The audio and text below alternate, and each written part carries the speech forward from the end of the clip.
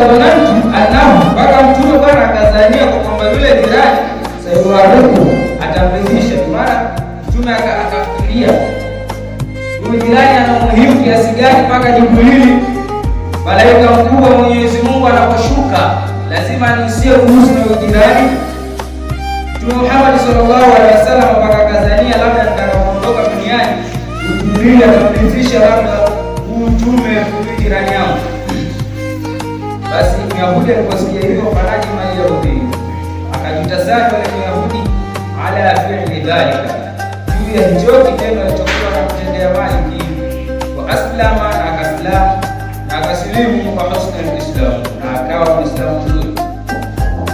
Tunapata fundisho katika hichi kisa, ndugu zangu watukufu wa Kiislamu, wala haijalishi unaishi na jirani wa aina gani, au ana dini au hana dini, wewe mtendee wema. Inawezekana kujitendea kwako wema ikawa ndio chanzo cha yule jirani hata kuona Uislamu mzuri.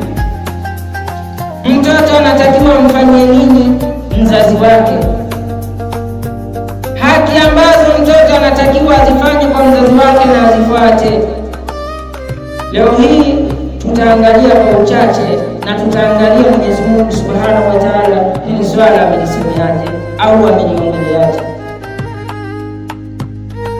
Hakika leo tunaona kwamba watoto wetu wanafanya vile ambavyo wanavyotaka.